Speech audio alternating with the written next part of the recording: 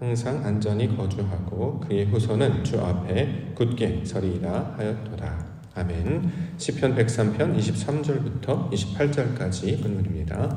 주의 종들의 자손은 주의 앞에 굳게 서리이다. 주의 종들의 자손은 주의 앞에 굳게 서리이다 라고 하는 말씀의 제목입니다.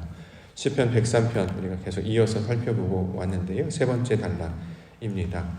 세 번째 단락의 주제이자 시편 103편의 결론이라고 할 수 있는 말씀, 우리 28절로 함께 붙잡고자 합니다. 28절 말씀. 주의 종들의 자손은 항상 안전히 거주하고 그의 후손은 주 앞에 굳게 서리이다 하였도다. 자, 하나님의 말씀이 이루어지는 것들을 증거하고 있는데요. 주의 종들의 자손이 안전히 거주한다. 또한 굳게 산다. 이 두 가지 개념과 주제를 통해서 103편의 결론과 또 우리 기도 제목을 삼고자 합니다. 자, 그러기 위해서 우리가 개념들을 좀 살펴봐야 될 텐데요. 주의 종들의 자손이라고 하는 개념이 어떤 것인가? 그리고 안전히 거주한다, 굳게 산다라는 하고 하는 개념이 어떤 것인가? 우리가 오늘은 살펴보고자 합니다.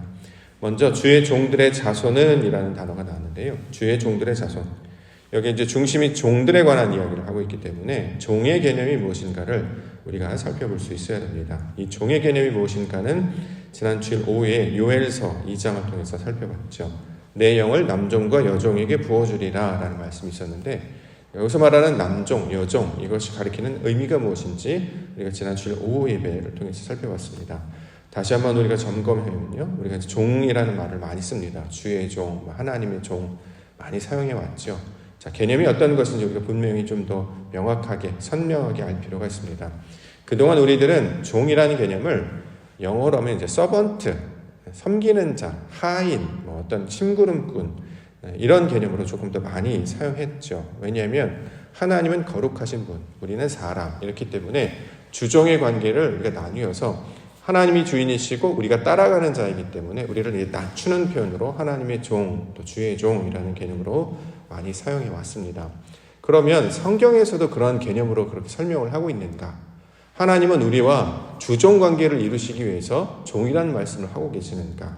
자, 본문의 내용, 또 히브리어 원어가 가지고 있는 의미를 찾아 살펴보면 종이라는 말은 주종을 나타낼 때 따른다라고 하는 종의 개념이라기보다는 같은 종류할 때, 그러니까 영어로 하면 스피시스라는 개념이 되겠죠. 같은 성질과 성분을 가진 개념으로 사용하는 것이 성경에서 말하는 종이라는 개념입니다. 왜냐하면 하나님은 하나님의 거룩하심을 따라 우리도 거룩하게 되는 것을 원하고 계시기 때문이죠. 아버지의 형상을 닮은 자로 우리가 아버지의 형상을 닮는 것이 목적이잖아요. 이것이 바로 하나님이 원하시는 것이기 때문에 종의 개념을 우리가 그렇게 새롭게 인식할 필요가 있습니다. 실제로 예수님께서도 요한복음 10장 34절과 35절에 예수께서 이르시되 너희 율법에 기록된 바 내가 너희를 신이라 하였노라 하지 아니하였느냐? 성경은 패하지 못하나니 하나님의 말씀을 받은 사람들을 신이라 하셨거든. 이렇게 기록하고 있습니다. 여기서 신이라는 단어는 엘로힘이라는 단어거든요. 창세기 1장 1절에 나오는 엘로힘과 같은 단어입니다. 자, 보통 우리가 하나님을 호칭할 때, 부를 때에 아도나이라고 부르기도 하고 야훼, 여호와 이렇게 부르기도 하고 또 하나님을 가리키는 명칭으로는 엘로힘이라는 명칭을 사용하기도 하지요. 그런데 그 명칭이 하나님께만 국한되어서 사용하는 명칭이 아니고 하나님의 말씀을 받은 사람들을 엘로힘이다 이렇게 증거하고 있기 때문에 성경에서는 하나님의 것을 그대로 받은 자들에 관한 이야기를 하고 있다는 거죠. 자, 그래서 이것을 우리가 하나님의 뜻으로 그 속성을 받은 자로 우리가 종들의 개념을 이해해야 할 것입니다. 요한복음 15장 15절에서도 이제부터는 너희를 종이라 하지 아니하리니 종은 주인이 하는 것을 알지 못함이라 너희를 친구라 하였노니 내가 아버지께 들은 것을 다 너희에게 알게 하였음이라. 종이라는 개념은 주인이 하는 것을 알지 못하는 자를 종이라고 하는데 이제 너희를 종이라 하지 않겠다. 친구라 하겠다. 왜냐하면 너희가 아는 자가 됐기 때문이다. 이제 그 의미라는 거예요. 그렇기 때문에 원래 종이라는 개념은 아는 자, 하나님의 말씀, 아버지의 뜻이 무엇인지를 아는 자들을 가리키는 말로 설명하고 있다는 거죠. 그렇기 때문에 본문에서 종들의 자손이라고 하는 것은 어떤 특별한 직책이나 직위를 감당했던 자들의 그 후손들을, 그러니까 태어난 그 아들들을 가리키는 말이라기보다는 하나님의 성분과 성질을 닮는 그 아들, 다시 말해 하나님의 아들을 가리키고 있는 말을 주의 종들의 자손이다. 이렇게 이제 번역하고 있는 것이죠. 번역은 우리가 그렇게 그대로 봤습니다만 의도와 의미가 무엇인지 우리가 살펴보아야 되기 때문에 그 성질이 무엇인가를 깨달을 때에 보다 선명하게 말씀들을 우리가 이해할 수 있게 될 것입니다. 자, 하나님의 것을 그대로 받은 자들, 다시 말해 하나님의 형상을 우리가 그대로 닮은 자들, 하나님은 영이시지요. 우리도 영으로 그걸 그대로 받아서 우리의 말씀 앞에 나아가는 자들을 주의 종들의 자손이다. 이렇게 부르고 있는 것입니다. 자, 결국 우리 하나님의 말씀을 받은 저희들, 우리들이 바로 하나님의 그 자손들, 자녀들, 아들들이 되겠죠. 자, 우리들을 가리키고 있는 말로 우리가 이것을 받을 수 있어야 할 것입니다. 두 번째 주시는 것이 바로 이제 주 앞에 안전히 거하다 또는 굳게 서다 이런 말씀을 하고 있죠. 안전히 거주하다. 주 앞에 굳게 서다. 안전히 거주한다는 것이 어떤 것인가? 굳게 선다는 것이 어떤 것인가? 평안, 평강, 전쟁이 없는 상태, 어떤 강도나 도둑이 없는 상태, 하나님의 말씀에 씨앗을 뿌리면 그것들 사시사철 잘 거두고 풍성히 어떤 수확물을 거두는 상태, 이런 것들을 가리키고 있는 말입니다. 자, 주 앞에 굳게 서다라는 말로 이걸 우리가 이해해 볼 수 있을 것인데요. 주 앞에 굳게 서다라고 하는 것은 말씀으로 우리 가운데 가르쳐주면 우리의 성질이 말씀으로 바뀌어져서 성전이 세워지는 모양을 가리키고 있는 말입니다. 이걸 주 앞에 굳게 서다라고 이야기합니다. 원래 우리는 우리의 성질로 살아가는 자들이었죠. 본성, 예를 들어서 우리의 습관, 우리가 원래 가지고 있는 기질, 우리가 가지고 어떤 경험, 이런 것들로 살아가는 자들이었단 말이죠. 이렇게 자신이 가지고 있는 것들이 옳다고 생각하여서 그것에 갇혀서 또는 묶여서 사는 상태를 성경은 애굽이다라고 이야기를 합니다. 이걸 애굽이라고 해요. 그런데 하나님께서 모세를 보내셔서 그 애굽의 상태에서 벗어나게 하셨잖아요. 그렇죠? 육신의 소욕에 따라 살던 자들을 벗어나게 하셔서 말씀이라고 하는 민수기 광야로 인도하시고 그들에게 말씀을 부어주시고 성막을 보여주셔서 결국 어디로 인도해 갔습니까? 가나안으로 인도해 갔잖아요. 자, 애굽에 살던 자들이 가나안으로 나아가는 것처럼 육신의 상태, 애굽의 상태였던 자들이 가나안의 상태로 바뀌는 것을 구원이라고 말하고 있기 때문에 자, 여기서 말하는 가나안이 바로 굳게 서다와 같은 어근을 갖고 있는 단어입니다. 자, 애굽의 상태에서 벗어나서 하나님의 말씀을 따르는 자의 상태로 변화되는 것을 역사와 인물과 사건으로 보여주신 것처럼 우리가 그동안 자신의 생각, 자신의 경험, 자신이 가지고 있는 어떤 그 생각 가운데 머물러 있던 자에게서 하나님의 말씀을 따르는 자로 바뀌어지게 되면 이것을 주 앞에 굳게 서는 자의 모양이다. 이렇게 이야기하고 있다는 거죠. 실제로 시편 103편은 기도를 중심 주제로 설명하고 있었습니다. 고난당한 자의 기도, 빈궁한 자의 기도를 말씀하고 계셨어요. 기도를 왜 말씀하시는가 봤더니 기도라고 하는 것의 원리가 그런 것이잖아요. 기도는 내가 원하는 것을 가지는 게 아니란 말이죠. 내가 이전에 했던 습관대로 그대로 살던 것이 아니고 기도라는 것은 하나님께서 원하시는 바가 있는데 그걸 내가 받아들여야 하는 거예요. 그래서 하나님이 원하시는 것이 내가 원하는 것이 됐어요. 그러니까 하나님이 원하시는 것이기 때문에 이전에 우리는 한 번도 경험해보지 못한 일이 되겠죠. 이전에는 이런 일을 내 스스로 생각해 본 적도 없고 경험해 본 적도 없습니다. 낯선 상황이 펼쳐진다는 거죠. 근데 그것을 우리는 하나님의 역사, 성령의 인도하심으로 우리가 믿고 고백하고 있기 때문에 이것이 하나님의 일인 줄 믿습니다라고 아멘을 받아들이게 됩니다. 그래서 그걸 받아들여서 그 뜻 안에 머물러 있게 되면 자, 그 하나님이 하시는 선하심을 바라보는 자가 되면 이걸 주 앞에 굳게 선다라고 이야기하고 이게 안전히 거주하는 자의 모습을 설명하고 있습니다. 또 다른 예로 들면 노아가 바로 그렇게 되겠죠. 하나님께서 말씀을 주셨어요. 그래서 나무떼기도 주고 역정도 주고 이거 갖고 방주를 만들라는 거죠. 방주가 뭐죠? 우리도 방주가 뭔지 잘 몰라요. 본 적이 없으니까. 역사학자들이나 신학자 이런 모양일 것이다 그려내잖아요. 배 모양일 것이다. 아니다. 상자 모양이다. 긴 모양이다. 정확하게 뭔지 모릅니다. 근데 말씀으로 주시고 재료를 주셔서 이걸 뭔가를 만들려고 하시는 거예요. 그래서 하루하루 성실하게 이걸 준행해 나가지 않습니까? 나중에 보니까 하나님이 하라는 대로 따라갔더니 나중에 이게 방주가 되었다. 앞뒤가 없는 네모난 걸 가리키는 말이에요. 나중에 이제 성전을 이제 상징하는 것이었죠. 그래서 나중에 그 방주, 내 안에 방주를 세우는 것처럼 말씀 안에 항상 순종하며 나아가니까 그 말씀 안에 거하는 자가 되어서 방주와 같은 자로 살아가게 되고 나중에 홍수가 일어났을 때 그가 그의 가족과 이제 살아나는 일, 구원이 뭔지를 이제 보게 되는 일, 이렇게 설명하고 있지 않습니까? 기도도 똑같다라는 거죠. 원리가 하나님이 뜻하신 바가 있는데 이걸 우리가 받아들여야 해. 이걸 받게 되면 이것을 주 안에 안전히 거한다 또는 굳게 서는 자의 모습이다, 이렇게 이야기하고 있는 것이죠. 자, 그래서 나타나는 것이 23절에 내 날을 짧게 하시다. 23절 그가 내 힘을 중도에 쇠약하게 하시며 내 날을 짧게 하셨도다.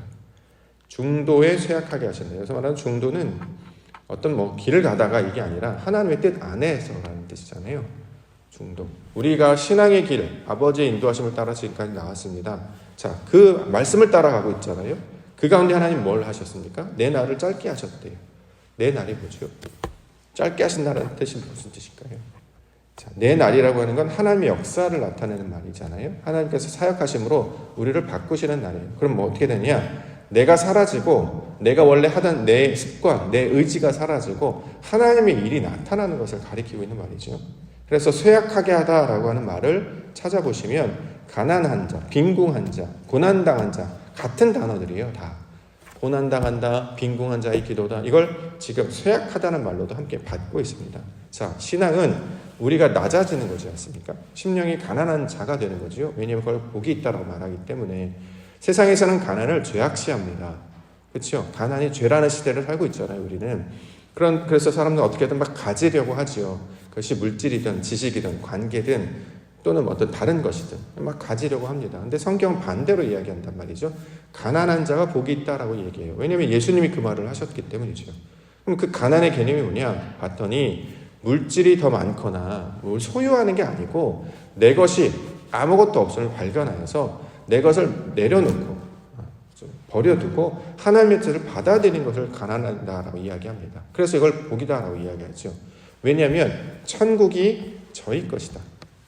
천국은 나중에 죽어서 가는 곳이 아닌 어떤 장소적 개념이 아니라 하나님의 뜻이 우리 안에 이루어진 그 상태, 빛이 있으라라고 하는 말씀이 들려지는 상태를 천국이라고 합니다. 그렇죠? 하나님의 나라라고 보통 이야기를 하지 않습니까?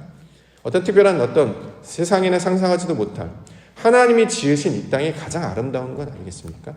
지으신 이거 말고 더 나은 어떤 특별한 장소가 또 있단 말인가요?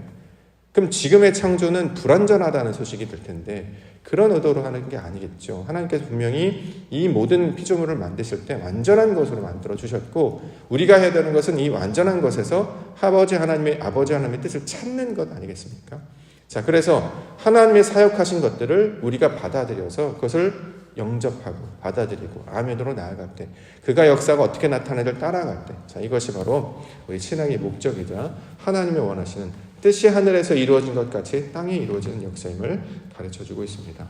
실제로 성경에서 이제 사역이라는 말을 많이 하는데 우리도 이제 교회를 하면서 사역한다 이제 말을 많이 하는데 실제로 사역의 주체, 중심, 본질이 뭔지 우리가 이해하면서 말을 사용할 수 있어야 되지 않겠습니까? 사역은 하나님과 예수님만이 하시는 거죠. 사람은 사역하는 게 원래는 아닙니다.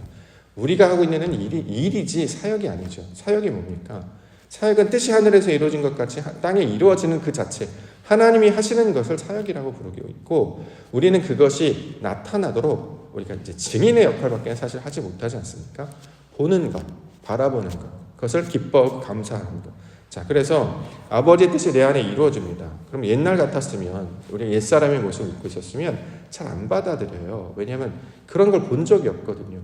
이스라엘 백성들이 노아 시대도 마찬가지입니다만 이스라엘 백성들이 애굽에서 바로 나오지 않았습니다. 모세가 나가자 했을 때 그럽시다 나가자 하지 않았습니다. 바로와 똑같은 상태였어요. 그들은 원하지 않았습니다. 근데 어떤 일이 벌어집니까? 표적이 일어난다는 거죠. 10가지 말씀들을 주시는 그런 것들이 나타나요. 그들의 눈에는 그게 재앙처럼 보이는 거죠. 근데 이것은 하나님을 모르면 재앙인데 하나님의 뜻을 알면 그 강계 입하서 모국 맥함정 10가지 그 재앙, 피가 강이 피로 변하는 모든 사건들, 우박, 그다음에 곡식, 그다음에 어둠, 장자가 죽는 다 사건은 하나님의 사역을 그의 약속을 증거하시는 하나의 약속과도 같은 말씀이었다라는 거죠. 그래서 나중에 장자가 죽고 나니까 그제서야 비로소 이제 이스라엘 백성이 따라 나선다는 거죠. 놀랍게도요, 신앙이 내가 원하는 계획대로 하나님이 착착착 풀어줘서 내가 한 걸음 한 걸음 나아갈 것 같은데 실제로 사역들 하나님이 하시는 걸 보면 내 뜻대로 하는 게 아니라 하나님이 인도하시는 대로 사실 우리가 따라가는 것 뿐입니다. 그래서 대부분 이전에 상상하지도 못하고 경험하지 못한 일들을 하는 일들이 더 많이 벌어지죠. 저는 이제 대표적인 게 제가 이 자리에 쓴 것이 바로 그 증거 중에 하나다라고 생각합니다. 어릴 적부터 나중에 커서 나 목사가 돼야지 하지 않았습니다. 인생을 따라오고 살다 보니까 하나님 말씀하시고 역사하시고 그걸 따라보니까 지금 이 자리에 와 있는데요. 이 자리에 와서 돌아보면 이게 다 하나님이 뜻하신 바였고 이 자리가 얼마나 영광스럽고 감사한지 새삼 깨닫는 자리가 되죠. 요셉도 가족도 구원하고 자기 백성들뿐만 아니라 온 인류를 구원했던 일인 줄 모르고 그냥 순종하고 나아갔더니 나중에 이게 바로 하나님이 말씀하신 정의였구나 라고 이제 깨닫게 되지 않습니까? 실제로 우리의 하루하루의 삶은 어떻게 펼쳐질지 어떤 일이 결과로 나타날지는 모르기 때문에 우리가 하는 것은 보여지는 또는 우리가 기존에 살아왔던 어떤 세상에서 익혀졌던 습관이나 경험이나 지식을 따라가는 게 아니라 말씀, 그 진리, 하나님이 하시는 그 뜻을 따라가는 연습과 훈련들을 하는 것 아니겠습니까? 자, 그렇게 되면 어떻게 해요? 방주를 여는 것 또는 가나안에 도착하는 것 또는 새 예루살렘 성이 우리 가운데 임재하는 것. 그래서 우리가 하나님의 그 거룩한 옷을 입는 것, 바로 이것을 신앙의 목적이라는 내용으로 설명하고 있다는 거죠. 그러므로 그 일들을 우리 가운데 우리가 믿음의 눈이 열려서 보게 되면 소망하게 되는 거예요. 정말 하나님께서 그런 일들을 하시겠다고요? 정말요? 아멘으로 받겠습니다. 하나님 그렇게 될 줄 믿습니다. 이렇게 하도록 우리 가운데 요청하신다는 거죠. 자, 그래서 기도를 나아가게 되시면 처음에는 분명히 내 필요에 의해서 시작하게 됩니다. 그게 우리가 이제 소위 말하는 육신의 상태에 있기 때문에 육신의 필요를 통해 기도가 시작이 되죠. 근데 놀랍게도 이게 계속 그 기도라는 상태가 계속 그 자리에 머물러 있지 않냐고 점점 하나님이 원하시는 것이 무엇입니까? 찾게 되고 나중에는 하나님의 뜻이 내 안에 이루어지기를 원합니다. 그래서 내 뜻대로가 아니라 아버지 뜻대로 하기를 원합니다. 이렇게 변하게 되는 거 아니겠습니까? 그리고 그것이 내게 이루어지는 일을 경험을 해야 이게 바로 하나님이 하시는 일이었구나라는 이제 깨달아 알게 되는 것이죠. 놀랍게도 하나님이 하시는 일은 우리를 변화시키는 일입니다. 제가 어떤 목사를 한다거나 말씀을 증거하는 그 일을 자체를 가리키는 말이 아니라 이런 사람으로 바꾸셨다는 게 전 너무 신기합니다. 새벽의 사람으로 바꿔주시고 하나님을 너무 기뻐하는 자로 바꿔주시고 보는 것에서 세상 일에 만족하지 아니하고 말씀을 해주시는 그 하나님의 놀라우신 사역들을 기뻐하고 감사하는 자가 될 수 있다는 것, 저는 이것이 가장 큰 선물이다 라고 생각을 하는데 더군다나 옥토의 이름 가운데 예배하게 하셔서 또 다른 약속, 하나님께서 옥토가 무엇인지를 보여주시고 그 뜻 가운데 역사하시겠구나, 이거 소망으로 갖게 해주셨다라는 거죠. 여러분들은 어떤 소망과 어떤 기도의 제목들을 하나님으로부터 받으셨습니까? 혹시 이것을 받으셨다면 아버지 뜻임으로 받으셨다면 그 일을 이루실 하나님을 기대하시는 우리 믿음의 성도님들 되시기를 원합니다. 특별히 우리가 옥토라는 땅에서 함께 기도하고 있지요. 우리 하나님께서 그 이름처럼 저와 여러분들을 옥토로 만들어 주실 줄 믿습니다. 우리 안에 말씀의 씨앗이 뿌려져서 그것이 30배, 60배, 100배 하나님께서 다 이루셨군요. 나는 점점 짧아지고 나의 날은 작아지고 나는 사라지고 오직 구속한 주만 바라보게 되시는, 그래서 평생에 하나님의 여호와의 선하심과 인자하심이 평생 나를 따르리로다 라고 했던 다윗의 고백처럼 우리도 그런 고백을 할 수 있는, 그래서 아버지께 아름다운 영광의 찬양과 예배를 드리시는 우리 거룩한 주의 성도님들 되시기를 주의 이름으로 아주 축원합니다. 기도하겠습니다.